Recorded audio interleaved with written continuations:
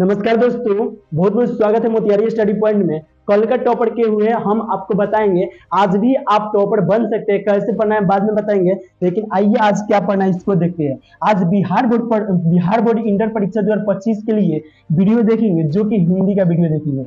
कौन सी का वीडियो देखेंगे साथियों? तो हिंदी का वीडियो देखेंगे और बुक से प्रश्न रहेगा, कुछ व्याकरण से रहेगा या बुके से सब रहेगा, ठीक है। 50 ऑब्जेक्टिव प्रश्नों को देखेंगे और 50 ऑब्जेक्टिव प्रश्नों को याद कर लेते हैं तो आप टॉपर बन जाइएगा। और 50 को याद कर लेते हैं तो 50 में से बहुत ऐसा ऑब्जेक्टिव प्रश्न सीखिए आपको इंटर बोर्ड परीक्षा में देखने को मिलेगा, ठीक है। तो इसको जरूर देखिएगा और मेरा चैनल पर जो भी वीडियो डालेगा अगर इस प्रकार से रहेगा तो समझिएगा उसमें कुछ ना कुछ रुपए जीतने वाला है। 21 हो या 51 हो या 100 रुपया हो, इतना ना कोई देंगे, अधिकांश चांस रखिएगा 21 होगा, ठीक है। कल का टॉपर के हुए आइए उनसे मिलवाते हैं। कल का टॉपर 8 बजे जो डेली होता है उसमें अजीत कुमार जी हुए थे। उनका गोलू कुमार कोई उनका छोटा भाई था, उनके पास रुपए माने मंगवाए थे, 21 रुपए दिए थे। आज का टॉपर आप बन सकते हैं, कैसे बनाए आपको बाद में बताएंगे, आप लोग देखिए। लेकिन इन्हीं से मुंह से सुनिए क्या कल का टॉपर बने थे।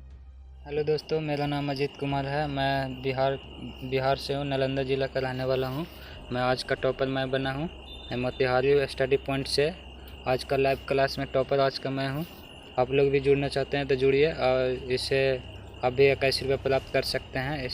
तो उम्मीद करते हैं साथियों आप सुन लिए होंगे, तो आप भी आज के टॉपर बन सकते हैं। कैसे बनना है इस वीडियो को देखते रहिए, आप पूरा जानकारी मिल जाएगा। तो चलिए साथियों इस प्रश्न को देखते हैं, ये बात करते हैं। देखिए 1 से लेके 50 कल पढ़ा दिए थे, आज 51 से लेके 100 प्रश्न को देखेंगे। इसके बाद से 100 प्रश्न, इसके बाद से 101 प्रश्न से लेके 151 प्रश्न को देखेंगे। लेकिन आज के वीडियो में कितना देखेंगे? 51 से 100 प्रश्न को देखेंगे और इसी में से 51 से 100 के बीच में से एक प्रश्न पूछेंगे, लास्ट में आप बताइएगा उसका आंसर सही तो आप टॉपर बन सकते हैं। चलिए प्रश्न की बात करते हैं। देखिए 1 नंबर प्रश्न कर रहा है, मुनि डांग गाड़ी के पीछे क्यों जाती है? यानी कि मुनि जो थी किस पाठ में? सिपाही की मां पाठ में। और सिपाही की मां पाठ के लेखक क्या है? तो आप याद रखिएगा, मुहर कीजिए। तो वही पूछे रहे, मुनि जो थी डांग गाड़ी के पीछे क्यों जाती थी? तो चिट्ठी के लिए जाती थी। क्यों जाती थी साथियों? तो चिट्ठी लेने के लिए। इसलिए राइट आंसर क्या हो जाएगा? ऑप्शन ए हो जाएगा।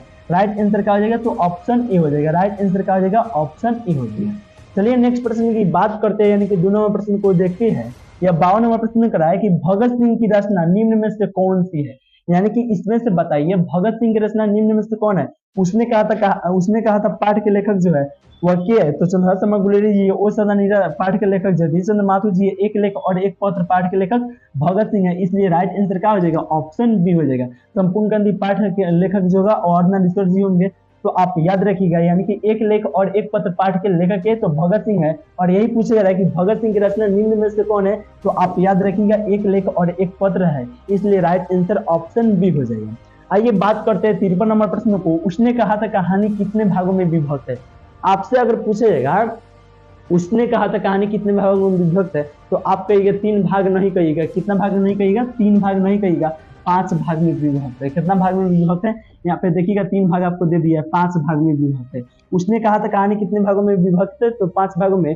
और यही पे पूछता है चंद्रशेखर शर्मा की कुल रचना कितना था, कितना था? तो वो आपको ये सुकुमार जीवन बुद्धू का घाटा और उसने कहा था 3 गो रचना था। किनका? चंद्रशेखर शर्मा गुलेरी जी का, आप साथ में याद रखिएगा। लेकिन यहाँ पे उसने कहा था कहानी कितने भागों में विभक्त है? तो 5 भागों में विभक्त है। इस प्रश्न को अच्छा से आप याद रखिएगा। आइए बात करते हैं 54 नंबर प्रश्न को। चंद्रशेखर शर्मा गुलेरी किस युग के कहानीकार है? यानी कि चंद्रशेखर शर्मा गुलेरी जी जो है वह किस युग के कहानीकार है? तो आप याद रखिएगा भारतेंदु युग के थे। सर यहाँ पे करा है चंद्रशेखर शर्मा गुलेरी जी भारतेंदु युग के जो रचनाकार थे वो बालकृष्ण भट्ट जी थे और द्विवेदी युग के रचनाकार जो है वह चंद्रशेखर शर्मा गुलेरी जी। भारतेंदु युग के थे तो बालकृष्ण भट्ट जी और द्विवेदी युग के रचनाकार के थे तो चंद्रशेखर शर्मा गुलेरी जी थी। इसलिए राइट आंसर क्या हो जाएगा? ऑप्शन ए हो जाएगा। और यही पे पूछता है कि बालकृष्ण भट्ट जी किस युग के रचनाकार है? तो आप कहते हैं भारतेंदु युग के, लेकिन यहाँ पे पूछा जा रहा है चंद्रशेखर शर्मा, इसलिए हो जाएगा क्या हो जाएगा? द्विवेदी युग हो जाएगा। आप साथ में याद रखिएगा इस प्रश्न को। आइए बात करते हैं 55 नंबर प्रश्न को। उसने कहा था किस प्रकार की कहानी है? यानी कि उसने कहा था जो है वह किस प्रकार की कहानी है? तो आप याद रखिएगा कर्म प्रधान की कहानी है। किस प्रकार के है भाई? तो कर्म प्रधान की है। इसलिए राइट आंसर क्या हो जाएगा? ऑप्शन बी हो जाएगा।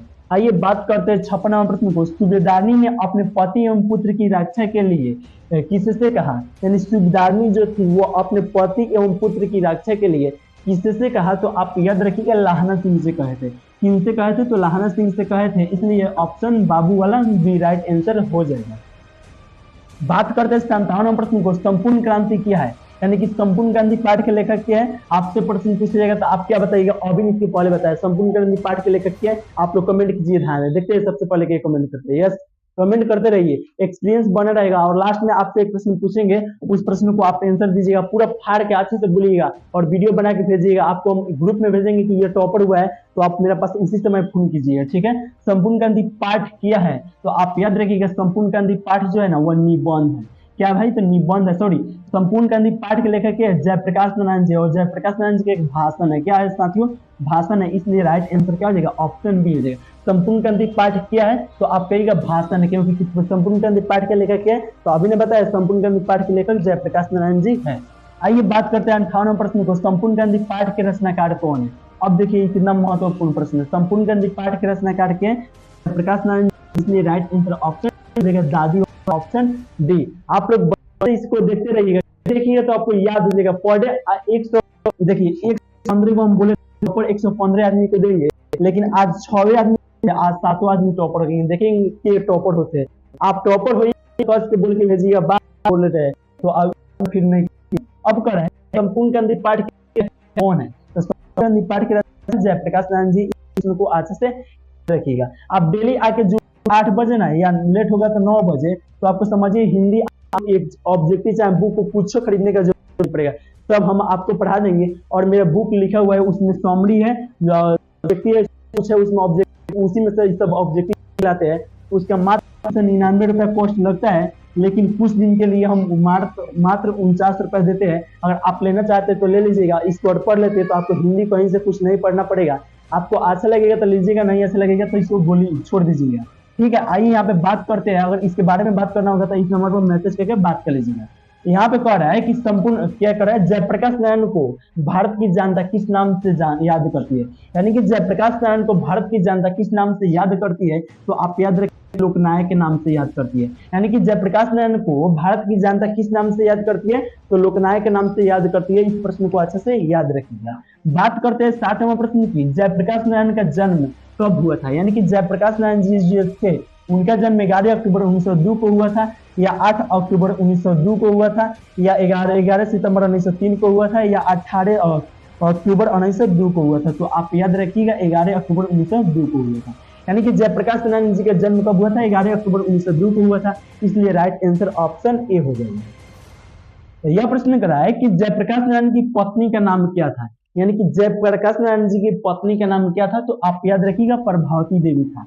जयप्रकाश नारायण जी की पत्नी का नाम क्या था, तो प्रभावती देवी था। और यहीं पे पूछा जाएगा प्रभावती देवी, सॉरी यहाँ पे पूछा जाएगा कि जयप्रकाश नारायण जी की पत्नी का नाम प्रभावती देवी था, तो आप इससे पूछा जाएगा कि प्रभावती की पति का नाम क्या था, तो आप कहिएगा क्या, यहाँ पे जयप्रकाश नारायण बोलिएगा। क्या बोलिएगा, जयप्रकाश नारायण।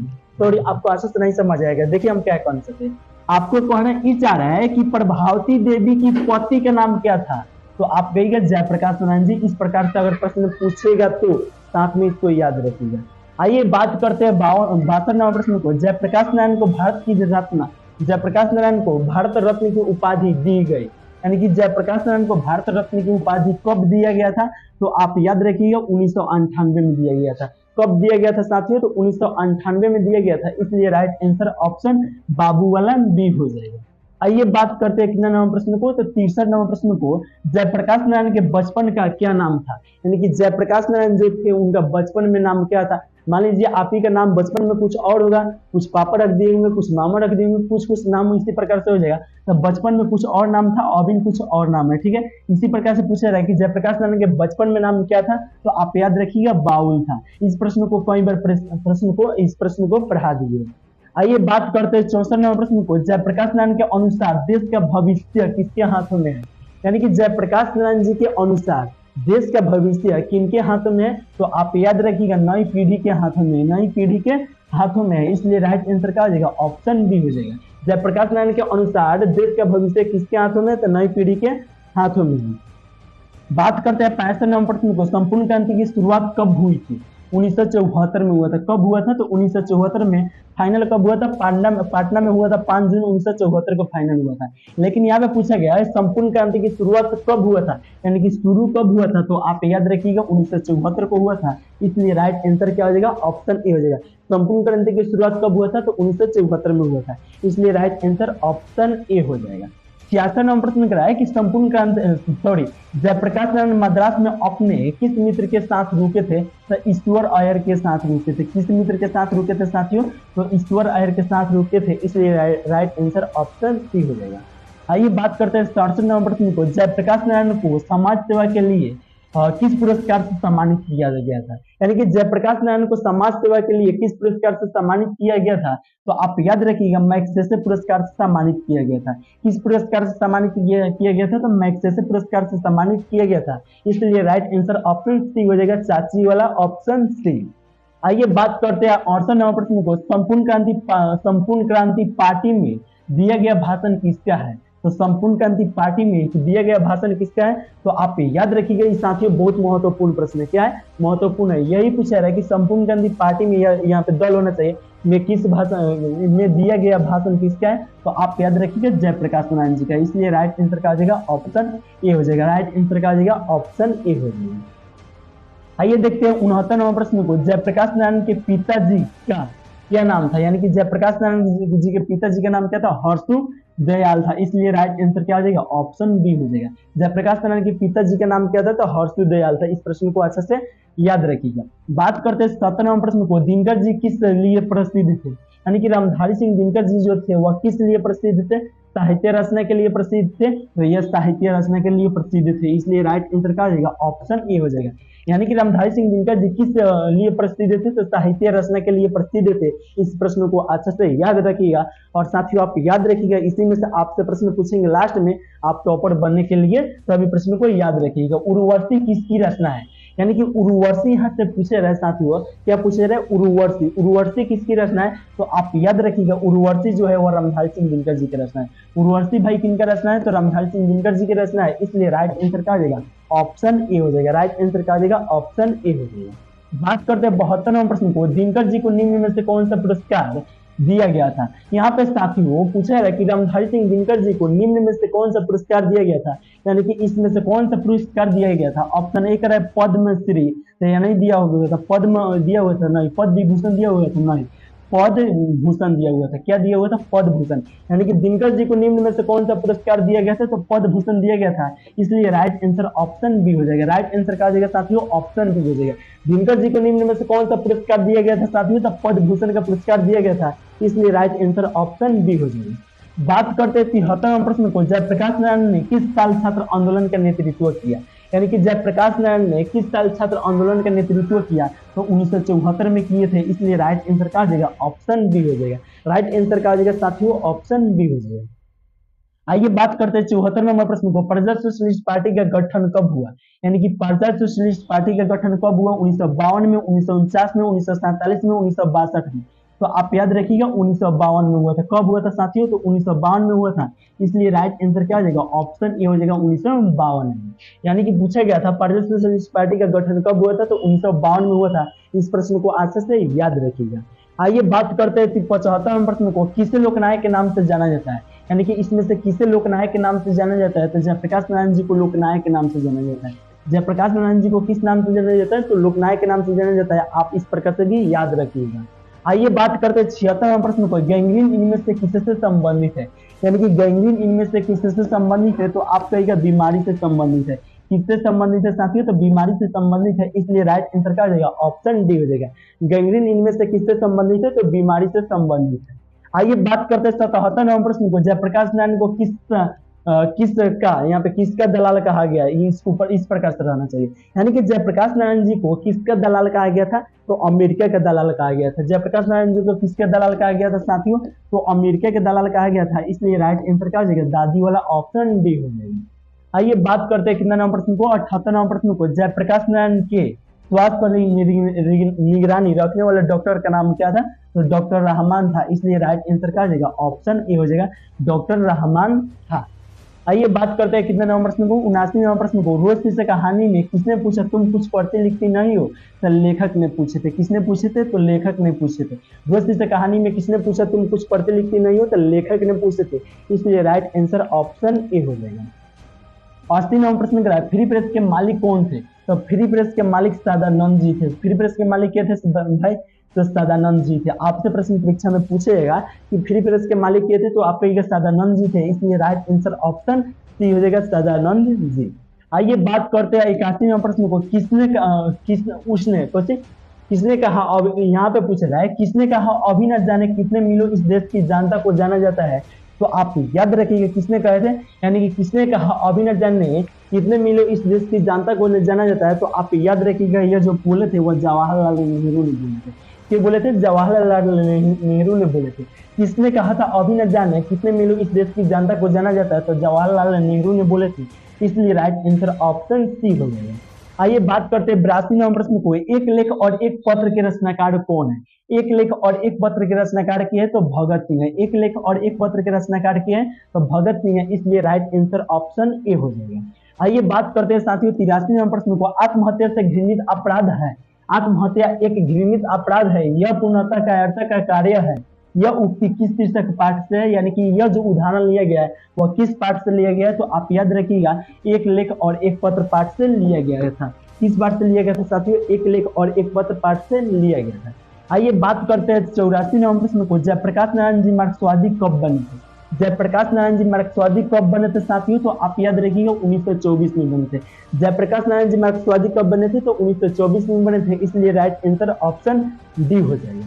आइए बात करते हैं 85वां प्रश्न को। संपूर्ण क्रांति का नारा किसने दिया था, संपूर्ण क्रांति के नारा पटना में 5 जून 1974 को दिए थे। के जयप्रकाश नारायण जी दिए थे। कह रहा था संपूर्ण क्रांति के नारा किसने दिया था, तो जयप्रकाश नारायण ने दिए थे। इसलिए राइट आंसर ऑप्शन क्या हो जाएगा, वो हो जाएगा। 86वां प्रश्न क्या है, पुलिस के बड़े उच्च अधिकारियों ने किसके मुंह से सुना था कि जयप्रकाश नारायण नहीं होते तो बिहार जल गया रहा था। यानी कि पुलिस के बड़े उच्च अधिकारियों ने किसके मुख से सुने थे कि जयप्रकाश नारायण नहीं होते तो बिहार जल गया रहा था, तो आप याद रखिएगा दीक्षित जी के मुंह से सुने थे। किनके मुंह से सुने थे साथियों, तो दीक्षित जी के मुंह से सुने थे। इसलिए राइट आंसर दादी वाला ऑप्शन डी हो जाएगा। राइट आंसर का हो जाएगा साथियों ऑप्शन डी हो जाएगा। राइट आंसर का हो जाएगा ऑप्शन डी हो जाएगा। बात करते हैं 87वां प्रश्न को। अर्धनारीश्वर का किस विद्या से संबंध है, यानी कि अर्धनारीश्वर, देखिए अर्धनारीश्वर पाठ के लेखक क्या है, तो रामधारी सिंह दिनकर जी है। अर्धनारीश्वर पाठ के लेखक क्या है भाई, रामधारी सिंह दिनकर जी है। और रामधारी सिंह दिनकर जी का भाषण का स्टोर क्या है, तो निबंध है। क्या है, तो निबंध है। इसलिए राइट आंसर ऑप्शन ए हो जाएगा। आइए बात करते हैं कितना नंबर प्रश्न को, 88वां प्रश्न को। अर्धनारीश्वर पाठ के लेखक क्या है, अर्धनारीश्वर पाठ के लेखक है, तो रामधारी सिंह दिनकर जी है। अब कहिएगा नामवर सिंह काहे नहीं हुआ, तो नामवर सिंह प्रगीत और समाज पाठ के लेखक है। आप साथ में याद रखिएगा रामधारी सिंह दिनकर जी हो जाएगा। क्या साथ में हो जाएगा, तो रामधारी सिंह दिनकर जी हो जाएगा। यानी कि अर्धनारीश्वर पाठ के लेखक है, तो रामधारी सिंह दिनकर जी है। आइए बात करते हैं 89वां प्रश्न को। दिनकर जी का जन्म बिहार के किस जिले में हुआ था, तो दिनकर जी का जन्म बिहार के किस जिले में हुआ था, समस्तीपुर में हुआ था, तो नहीं बेगूसराय में हुआ था। दिनकर जी का जन्म बिहार के किस जिले में हुआ था, तो बेगूसराय में हुआ था। इस प्रश्न को अच्छे से याद रखिएगा। आइए बात करते हैं 90वें नंबर प्रश्न को। बालकृष्ण भट्ट की रचना बातचीत क्या है। साथियों आप लोग सोच रहे होंगे कि सर इतना फास्ट क्या पढ़ रहे हैं, तो आपको बता दें साथियों कि आपका समय जियान नहीं हुआ। चाहते तो इसको देखिए पढ़ाते तो किस प्रकार से पढ़ाते, देख लीजिए थोड़ा समय पास करना रहता था कैसे पढ़ाते। कहते कि बालकृष्ण भट्ट जी की रचना बातचीत क्या है। ऑप्शन ए करे एकांकी, ऑप्शन बी करे कहानी, ऑप्शन सी करे यात्रा स्मरण, ऑप्शन डी करे निबंध। तो मेरे प्यारे बच्चों इसका राइट आंसर क्या आ जाएगा, ललित निबंध हो जाएगा। राइट आंसर क्या आ जाएगा, ललित निबंध हो जाएगा। इसलिए राइट आंसर क्या आ जाएगा, ऑप्शन डी हो जाएगा। बताइए समय लगे कि नहीं, ऑप्शन बाई ऑप्शन बोलेंगे। इसमें अधिकांश जुट गए साइंस वाले स्टूडेंट, और आपका समय नहीं जिया नो बहुत कम समय में। देखिए आपका समय भी बचाते हैं और टॉपर को कितना रुपए देते हैं, तो 21 रुपए देते हैं। आप लोग का सपोर्ट रहा साथियों, तो कुछ दिन बाद से 51 रुपए देंगे या 100 रुपए देंगे एक वीडियो पर वीडियो पर। तो आप लोग का सपोर्ट रहेगा। तो ये नहीं कर रहे आप मेरे पास रुपए भेज दीजिए, ये बिल्कुल नहीं कर रहा है। ये बोल रहे हैं कि थोड़ा चैनल को सब्सक्राइब कर दीजिए साथियों जब देख रहे हैं तो, ताकि जब भी वीडियो डालेंगे तो आपके पास पहुंचेगा। और लाइक नहीं किए तो लाइक कर दीजिए, और हो सके तो आपके दोस्त के पास शेयर कर दीजिए। लेकिन उनके पास जरूर शेयर कीजिएगा। आपको लगता होगा बहुत तेज है, क्या तेज जो है वो 6 गो टॉपर बन चुके हैं। आज 7वां टॉपर है, तो देखते हैं वो 6 में से कोई आ सकते हैं। तो तेज का तो सब गुड हो गया, कोई तेज होगा तो उनको बोलिएगा ए भैया बहुत तेज बनता है, तो आओ यहाँ पे मोतिहारी स्टडी पॉइंट पर 8 बजे लाइव में जुड़ो और जुड़ के एगो प्रश्न के बता के 21 रुपया टॉपर बनो और अपना वीडियो इस चैनल के माध्यम से डलवाओ। तो आप अगर तेज होगा कोई तो उनके पास जरूर इस बात को बताइएगा, ठीक है। आइए क्या कर रहा था, ये कह रहा था कि बालकृष्ण भट्ट जी के रचना में बातचीत क्या है, तो ललित निबंध है। इस प्रश्न को अच्छे से याद रखिएगा। बात करते हैं 91 नंबर प्रश्न को, बालकृष्ण भट्ट जी किस युग के निबंधकार थे, तो बालकृष्ण भट्ट जी भारतेंदु युग के निबंधकार थे। द्विवेदी युग के निबंधकार किए थे तो चंद्रहत्मा गुलेरी जी हैं, इसके पहले भी हम आपको बताए थे। बालकृष्ण भट्ट जी किस युग के निबंधकार थे, तो भारतेंदु युग के निबंधकार है, इसलिए राइट आंसर क्या हो जाएगा, ऑप्शन बी हो जाएगा। राइट आंसर क्या हो जाएगा, ऑप्शन बी हो जाएगा। आइए बात करते हैं 92 नंबर प्रश्न को, बस अब 7 और प्रश्न इसके बाद देखेंगे। मनुष्य की बातचीत का उत्तम तरीका क्या है, मनुष्य की बातचीत का उत्तम तरीका होता है अवाक होकर अपने से बातचीत करना। क्या होता है साथियों, अवाक होकर अपने से बातचीत करना। मनुष्य का बातचीत का उत्तम तरीका क्या है, तो अवाक होकर अपने से बातचीत करना होता है। आइए बात करते हैं 93 नंबर प्रश्न को, बालकृष्ण भट्ट जी किस काल के रचनाकार है, यानी कि बालकृष्ण भट्ट जी किस काल के रचनाकार है, तो आप याद रखिएगा बालकृष्ण भट्ट जी जो है ना वो आदमी काल के रचनाकार है। किस काल के रचनाकार है साथियों, तो आदमी काल के रचनाकार है, इसलिए राइट आंसर क्या हो जाएगा, ऑप्शन डी हो जाएगा। राइट आंसर क्या हो जाएगा, ऑप्शन डी हो जाएगा।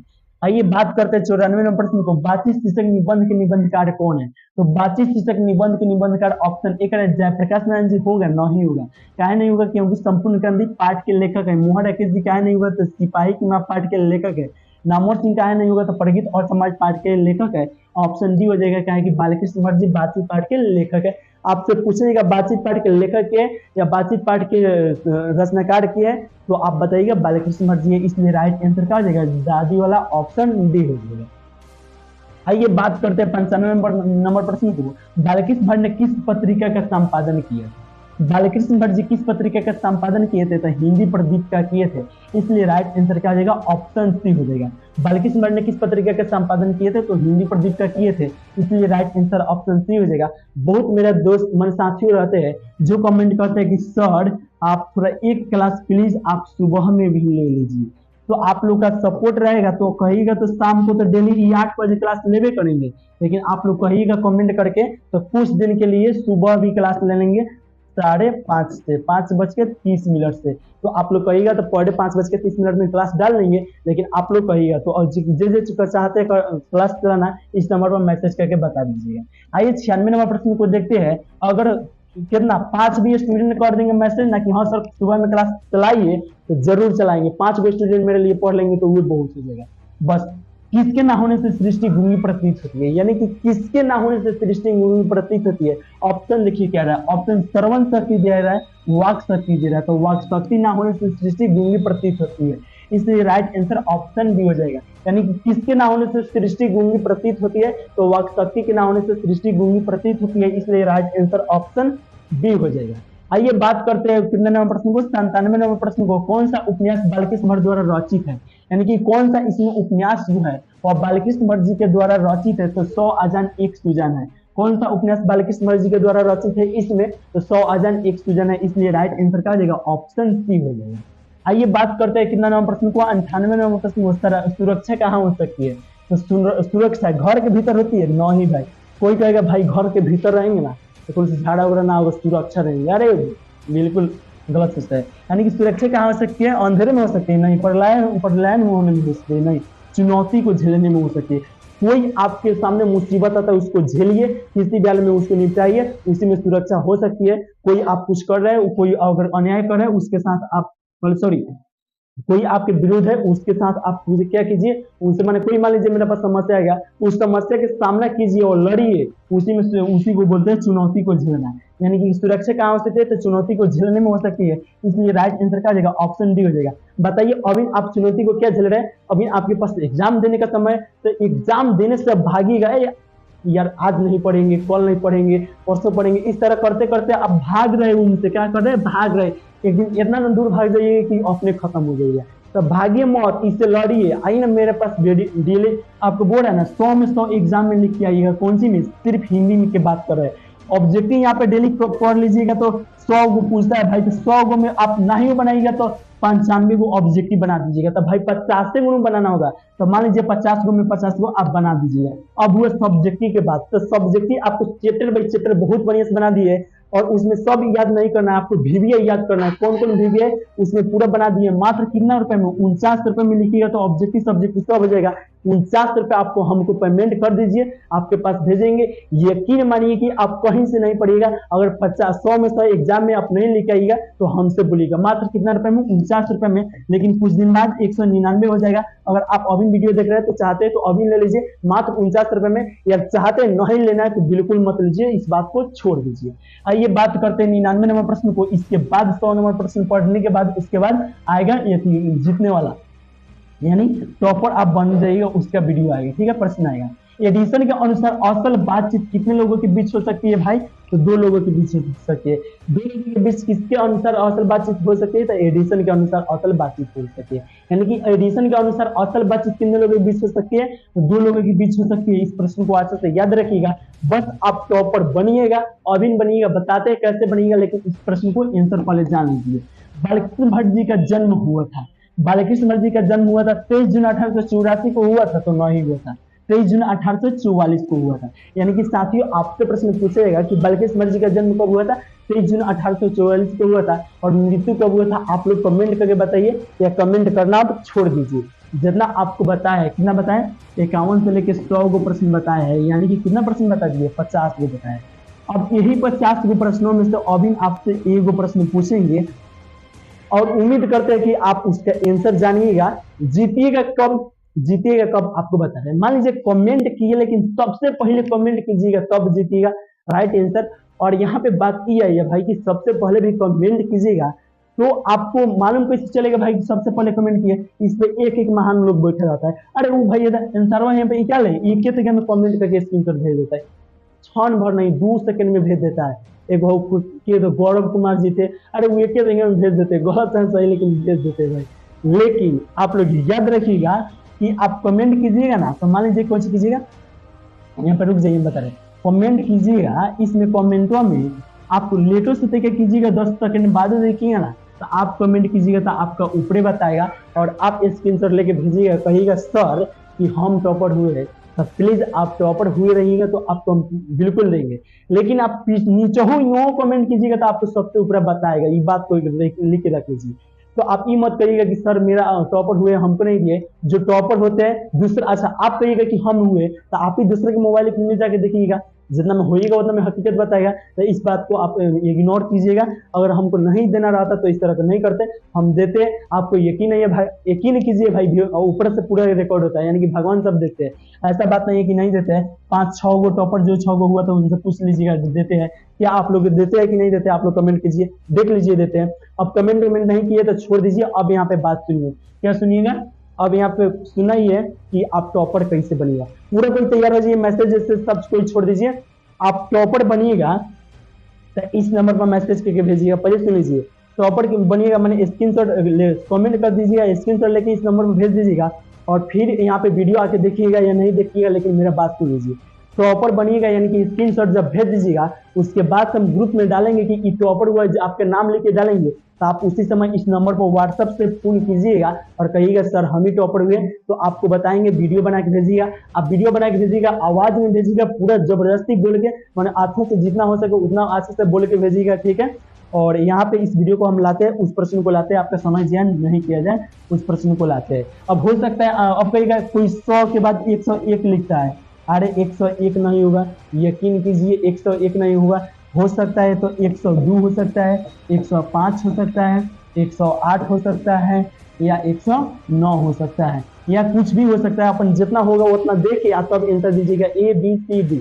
मान लीजिए 100 आपसे 2 के पूछे तो 105 के पूछे तो 105 के B होगा तो B दीजिएगा, A होगा तो A दीजिएगा, C होगा तो C दीजिएगा, D होगा तो D दीजिएगा, जो भी कुछ होगा वो दीजिएगा। चलिए इस वीडियो को यहीं पे समाप्त नहीं करेंगे, उसको लाते हैं। आप लोग कमेंट कीजिए, देखते हैं सबसे पहले क्या कमेंट करते हैं। लाए 1 2 स्टार्ट, देखिएगा। बताइए दिनकर जी को निम्न में कौन सा पुरस्कार मिला था? Option A B C D।